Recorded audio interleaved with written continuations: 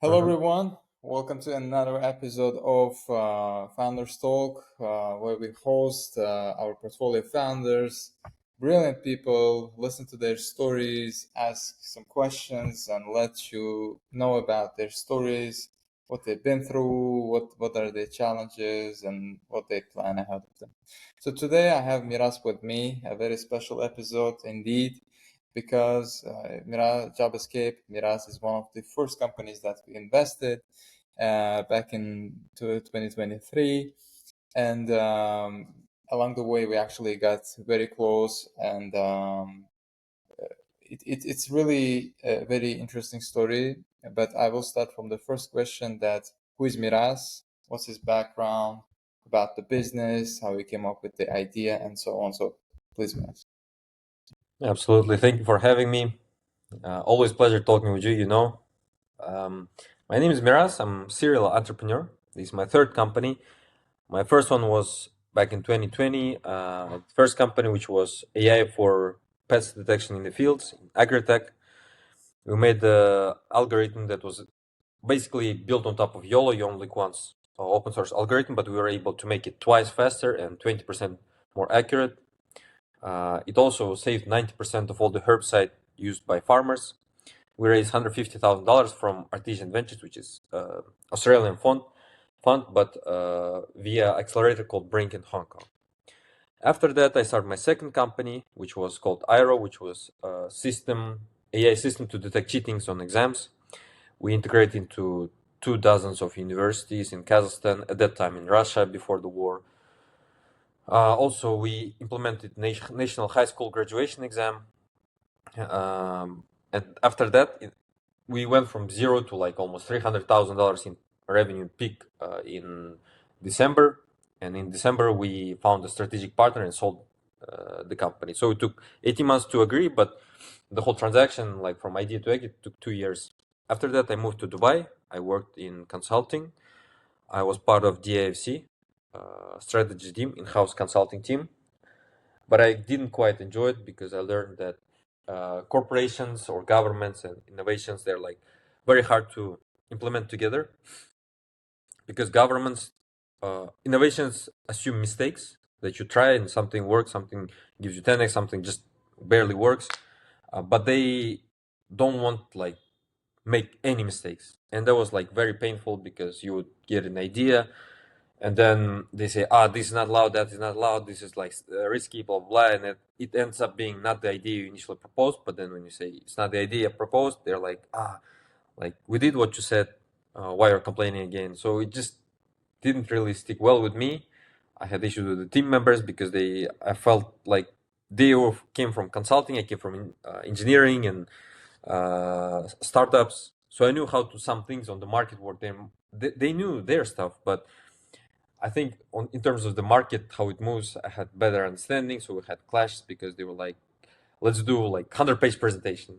I'm like, no, let's go and talk to people. They're like, no, no, no, no, no, we have to, like, this is CEO, we can't waste this time. We're like, so it was like a lot of friction.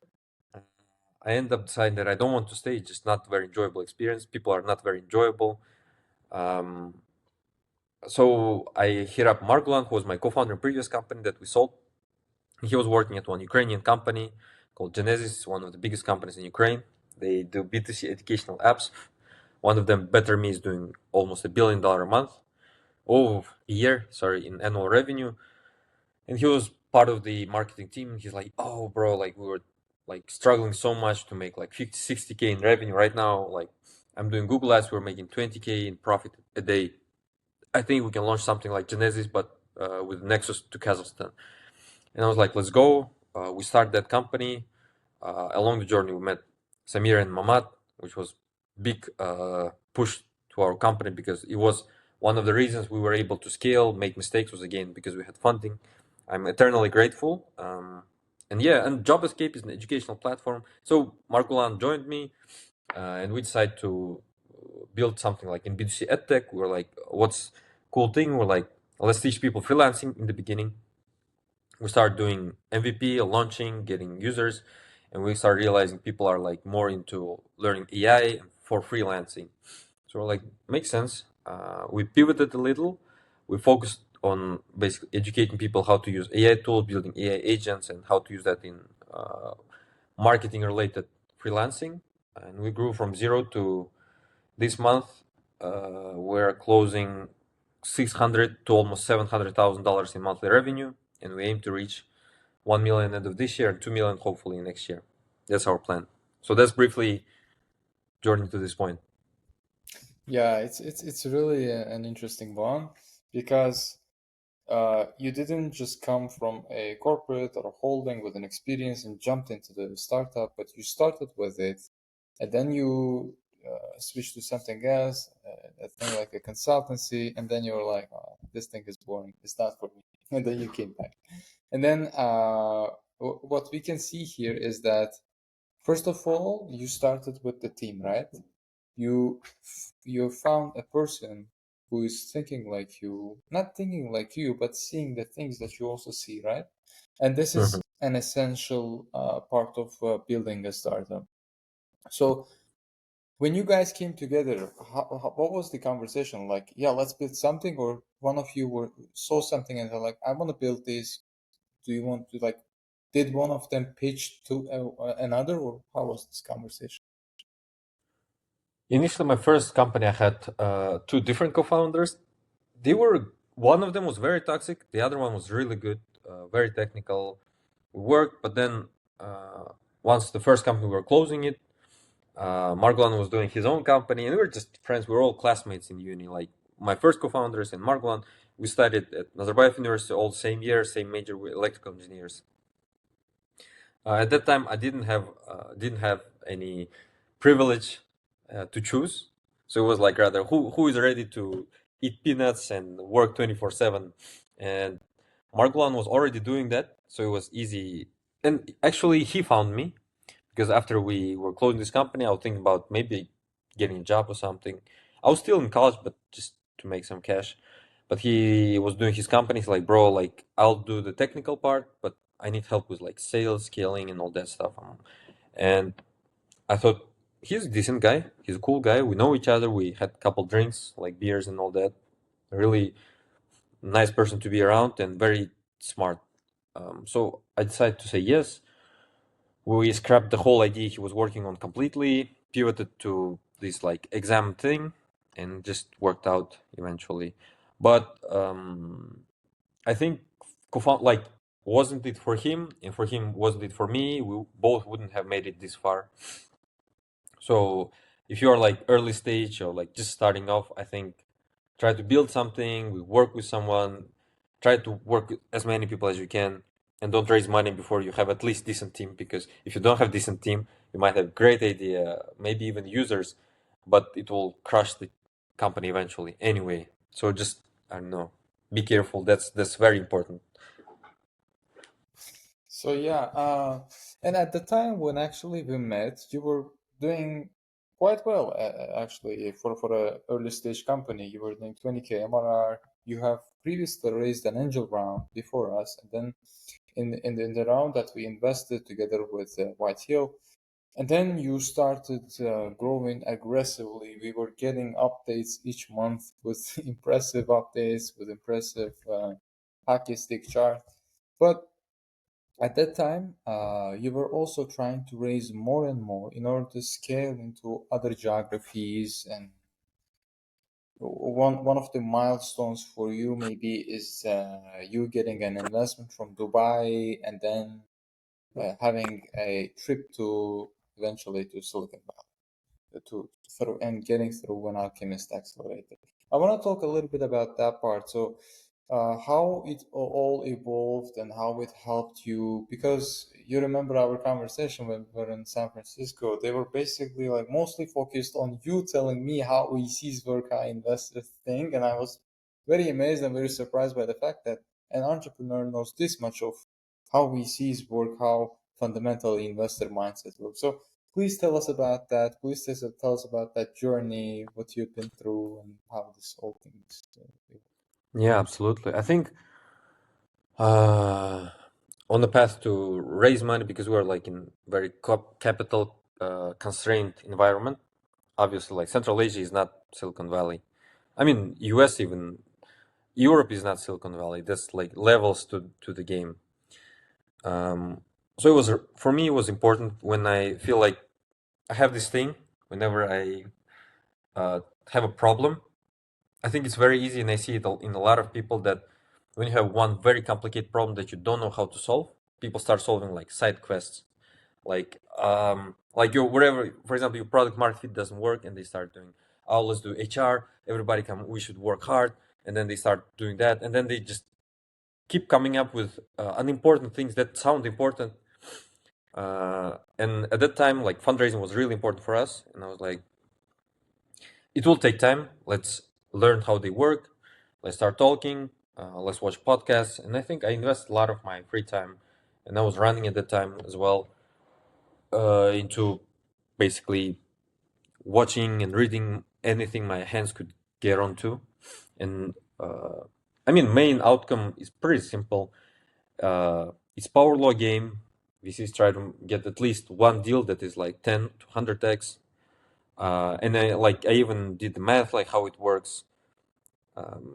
It's just very competitive to be VC because first of all you have to deploy effectively, you compete on deals, plus you have to raise money. Like entrepreneurs think, oh, like these VCs they have free money, why they just don't give us? But they actually went and fundraise money just like us entrepreneurs from LPs, and then they have liability in front of LPs, and they have to deploy them effectively.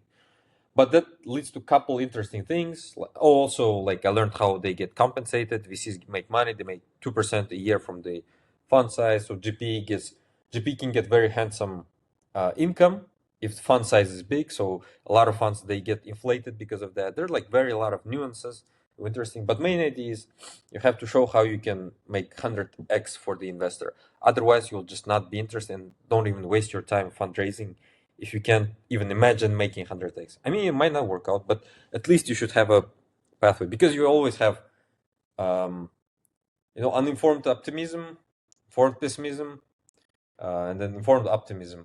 And I think a lot of people are here uninformedly, like, oh, I'll build $100 billion company, like I'll compete with Google, and then they're like, uh, they have decent business. They actually could do something cool, but they're like, oh no, I want to stay local. We're focused on Central Asia, da, da, da.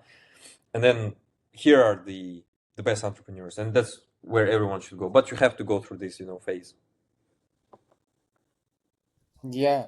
So, and it wasn't really easy for you to fundraise, as you said. Like, first of all, starting from this region, the capital is very limited. It's very difficult for founders to uh, raise. First of all, second, when you pitch in US, in Dubai, in whatever, you also have to pitch your region and show its potential in terms of talent. Doesn't matter, even if you do not serve this market, your product is basically a global one. But still, you have to pitch them that, and how, and also, like we talked a little bit about the investment, but also like your thoughts in Silicon Valley, and also after that, you have made some major restructuring in your company, legally, technically, and also expanded the team and so on. But everybody thinks that it's an easy math, right? As much as capital I have, as much marketing campaign I can have, and more talent and so on. Is it this simple? Like, probably it isn't, right? So how do you see that process, and how this process has evolved for you? Yeah, absolutely. I think um, when even we started this company, we had this thesis that companies from at least Kazakhstan were doing startups wrong at the time. Because I'm like almost OG. I was doing it. Oh, sorry, I started my first company 2018. I was doing it for 7 years. And what people from our region try to do, they try to solve very complex, capital intensive tasks on the market that doesn't have capital, doesn't have enough capital. And I think that's like big challenge. So yeah, when we started this company, we had this thesis that companies from the region are trying to solve very big capital intensive problems on the market that doesn't have enough capital. And that's very simple. People don't want to understand, agree, whatever, or they try to ignore it. But that's a fact. Whereas like Eastern European companies like Ukraine, Belarus, they're like, oh, okay, we don't have like quick cash, we don't have a lot of cash, we have to be very effective. And they, instead of building something complicated, they start building simple things but scaling them aggressively. And the result is Genesis that's doing a couple $1 billion a year in revenue. Wargaming, which is making basically World of Tanks, World of Planes, World of Ships, which are literally same game, and just doing marketing on that. There is Palta, which includes Flow, Simple, Zinc Coach, each of them doing at least like 50 to $100 million in annual revenue. There is Gismart, like Ukrainian company, that's also doing these B2C apps. Genesis, and there was Masquerade. There were like a bunch of them, and it was like pretty simple but interesting thing. And that's why we started this company, trying to raise as little as possible. Still, it was very challenging to raise money because once you have exceed certain valuation threshold, there's almost no one to invest because investors need exit, and if you're like above 10 million valuation, they're like, who's gonna buy? Like and I think a lot of entrepreneurs are like, oh, obviously don't give us money, but again, like you should understand they are ready to give you like even at $100 million valuation if you can show how you can get to a billion, and they can get secondaries on billion. And that's big game that we like also challenging. So yeah, that's briefly about our fundraising journey. We had to fundraise from different people, half from angels, part from funds. We were also very grateful to our VCs who did follow-ons. Really saved us a lot of time. Okay, so and then when you came to Baku, and then we had the discussion, we talked with you, and then you say like, so I have a working machine, a team, a product that brings me cash, but I see that the market is changing. There are some alternatives, even those engines themselves, right? Those LLMs themselves, their academy and things like that. So you were like, now I know how to sell to B2C. I want to have a product line, different product lines to work on them. Even you were also interested in gaming and also some other products. So how that process is going? Is it on hold or you are doing some experiments in-house? We're looking into it, but right now we are like at a great again, like at hyper growth phase. We are growing really rapidly right now. I think we have understanding how to get from current point to at least 2 to 3 million MRR because we're preparing payment infrastructure and also localization for Spanish and Portuguese languages. And this historically gives you 2x the revenue. And we're already doing almost 700, and the year we'll do a million. Also, there's this thing called Q5 in January. We will also scale probably 50 to 100%, and then we'll launch Latam. So I think 3 million next year is like, right now my focus is just getting to these like flags, pit stops, but eventually we are looking into like getting our hands into these new directions because I feel like there's so much stuff that we can do. And since we are like, our superpower may not be in a certain product, it might be in a in our skill set. So in our skill set is scaling B2C products. However, we're also looking into possible maybe M&As uh, because we are really cool lead generation machine for these AI companies. And 80% of all the AI traffic goes to OpenAI, ChatGPT, and other of them are struggling and they have overcapitalized and underutilized. So after I'm probably will be raising money now. Once we raise it, I'm planning to spend 3 to 6 months in Valley, start talking with these companies, and if we can find some match, we might only focus on this and just keep working, making grow to 50 million ARR, and then get even higher retention numbers, but decrease the profitability, and then do an M&A and help these AI companies get more leads, because for them, like, they'll pay customer acquisition cost anyway, and here they will just buy for that CAC the company plus the revenue plus their multiplier increase, blah blah blah. So it's always a fork. I'm ready for anything. I have plan A, and I also have plan B, and I also have plan C. So I'm going them like by priority, one by one. So, you probably read this book Back and Forth, right? Zero to One, Peter Thiel, Mhm. where he says, "Don't get into competition. Don't create yourself a competition, but build yourself a monopoly." In your case, what are your efforts on monopolizing this product or the industry, or having your edge that no other business can actually replace it?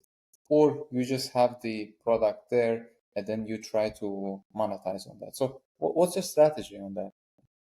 The thing is, like, I recently watched Duolingo CEO's podcast, and he had like really great point. People always ask Duolingo, like, why is everybody asks how's Duolingo? No one asks how's Duolingo feeling. He was saying like, what is that thing that helps Duolingo to scale? Is it this leaderboard, or is it that you're like so many languages, or is it marketing? Was it?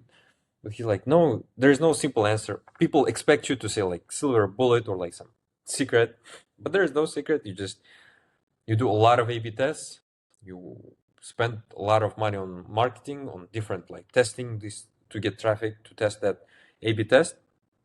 You just keep making it more user friendly, and for any product there is user on the internet. For any like B2C product there is a user in the internet.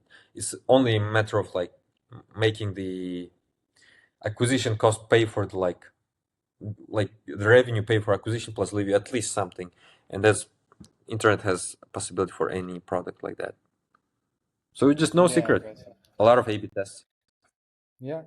And also, as you grow, your team also grows. Yeah, Those who come to you with not much of a high level skill sets, that right now have learned a lot of things. They are very valuable on the job market.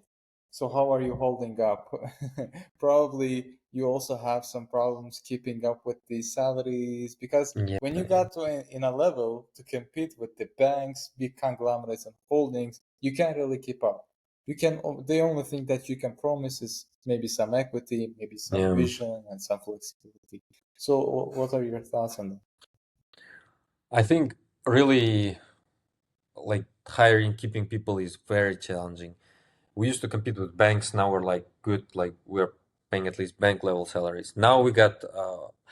I'm happy, but I'm pissed. Like for example, companies like Hicksfield who are raising like super lot of money.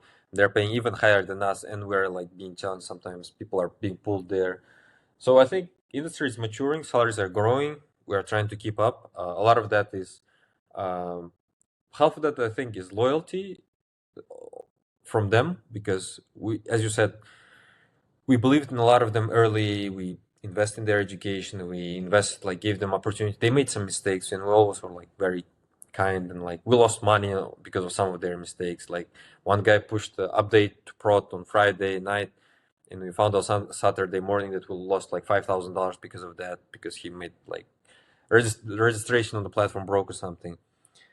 Um, but we were like, yeah, that's the cost we pay for not getting someone from the market, but taking interns and trying to give them product level tasks.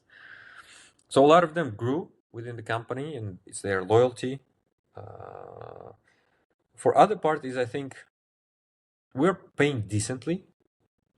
I think a third component is just the vibes, and I spend a lot of time talking with them. I feel like it's important for them to be heard more than more than solving their problems because some problems cannot be solved in just but at least people want to be heard. So I think communicating, investing early in people like in companies, and not underpaying them too much, I think is fine, at least what's working so far. I have two last questions to you. One of them will be about the how tough this game is, right? Entrepreneurship. So this is basically a lifestyle. It doesn't have any You see my eyes. 96. Yeah. Dun, dun. A lot of ups and downs, right? Yeah, Emotionally. How do you cope with that? And how do you keep up with that? And how do you, because you are a leader, right? You are a manager, you're managing a company. Once you go down, every single one of the people in your team will go down. They will not have motivation. But every day you show up, every day you carry this emotional burden with you, but you show up every day. So how are you dealing with that? Alcoholism. No, I'm joking. I think it's this thing. So before selling my previous company, actually we had this. It was like really nasty. We had lawsuit with the government. They ended up screwing us and like not paying us $200,000, and also they want to make us pay like 100K. Plus the product was very related to COVID. It was online exam detection, so we were like really not sure what will happen after COVID. And I remember like we got a lawsuit letter from government.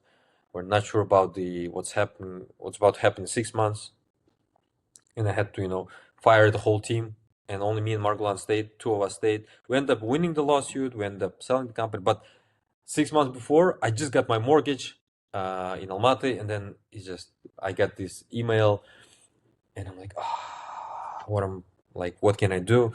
So I had to let the team go. We paid them like extra 1 month salary. We said like this is all we can do. Please don't be mad at us, but we have to find another place because we don't have money to pay you anymore. So we had to let them go, and I think it was very stressful at the time because day to day and nothing changed, and just still like shit, and you literally just wait for the next sitting of the like legal of all this legal stuff, and you just have to wait, and you're absolutely not sure about the outcome. That was really problematic. And what really helped me is this mentality that I don't have to solve all my problems in one day. I just have to like wait till tomorrow. Tomorrow there will be no new information, there will be new ideas, something will pop up. Just I think this optimism, I think optimism is like the biggest part in anything, and that's what differentiates entrepreneurs from not entrepreneurs is optimism. And like I think one of the Stripe brothers tweeted or retweeted someone else tweet that said, Pessimists they sound smart, but optimists they make money." And I think just being optimist, showing up, keep doing. That's the first thing. Another really important thing I can advise to others is if you feel really bad, let yourself, give yourself grace, like 1 2 days, because I read about it from one psychologist, and she was saying she's executive coach and psychologist, and what she would advise, like people from Microsoft, these executives, is that there's, for example, oak tree. It's big, it's huge, but when storm comes, it's solid, but if it breaks, halas, it's done. It will never recover. On the other hand, there is a palm that bends when wind comes. It can bend like almost 90 degrees, but still, when storm's done, it just comes back and it keeps living. And we should be more palms rather than oak trees because it's just not sustainable. Like it's good to be an executive or like employee and be like oak, straight working and just pushing always. But as an entrepreneur, you have to be palm because it will never be good, all the time. It will always like there will be ups and downs and all that. Third is I think why I went to work in Dubai was I thought I'm tired. I can't do this. Like I'm done. I'm burned out. I need a job. But I ended up getting a job. I learned that I still get burned out. Plus I get paid much less. Plus I don't enjoy the process. So I was like, I would rather make less money. Uh, I was making more than I was making first 1.5 years in the startup back in the day. But still, um, in the long term, it was limited outcome, and I was like, I don't enjoy it. I just don't enjoy working here, and there's nothing I can do that will make me enjoy it. No amount of money will make me enjoy it. All the money will be spent to reciprocate for that. Not liking that. I would rather do something that I enjoy doing, and I think uh, I learned that entrepreneurship is like literally the only thing I can or I should or I will be doing in my life because that's what brings me some purpose in life. Very well said. I mean, I agree with all these points. It really is that's why. I mean, doesn't matter even if you invest 100 companies and you make thousands of X, but at the end of the day, entrepreneurs are the ones that you should respect because it's this roller coaster that never ends.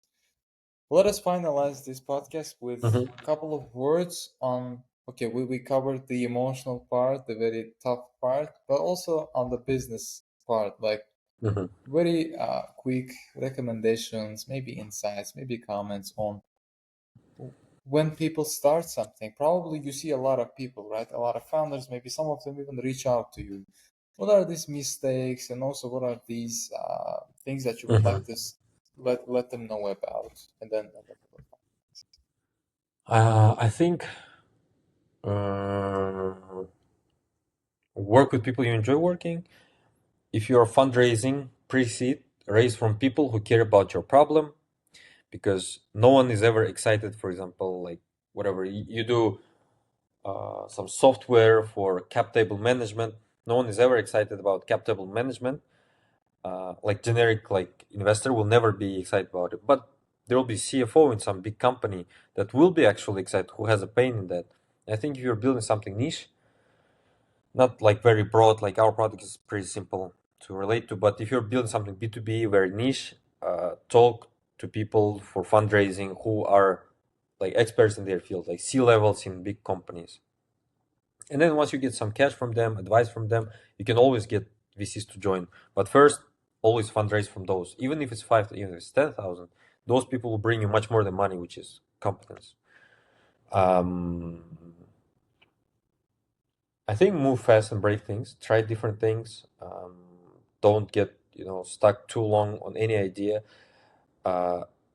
A lot of people think I have to keep doing this, pushing this idea, but to do that, you have to be expert in something. And if you're not, I think you should just do a lot of tests. It's either or. Like if you are very convinced, you really know the idea, really know the market, just keep pushing. It will work out eventually. But if you're just want to be entrepreneur, but you don't know where to start, kind of like this is your journey, which is also, I mean, a lot of people start like that. I think just run through as much experiments as you can. And it's just like this story about two groups where one people are said, make the best vase you can make, and the others are like make as much vases as you make, and second group end up making better and more vases. And it's the same, just build a bunch of products, keep shipping, and then one of them will start taking off, and then you just, again, as I said, like talk to the people in the field, and then VCs, and then you fundraise. Take care of yourself, work out, and I think don't be and since you're building again like a lot of small products, don't be afraid to do something local, but don't try to raise. First learn to make money without money, and once you learn that, you can ask for money and then make more, because no one is supposed to give you money to just to learn how to make money. That's They would do it themselves if that was the case. So I think learn to make money first. At least that was our path. Learn to make money first and then raise money and scale it. I think that's it. yeah, very well said. Yeah, I mean, I know that. Yeah, I mean, you know that. I know that we can talk for hours, which we actually had whenever we see each other, whenever we have chance. But yeah, I think it will be a very good time for us to conclude and wrap up because we've covered a lot of things. Your Mhm. history, your background, the business, how it started, how it is going, and all the challenges that an entrepreneur can actually face emotionally, business wise, anything.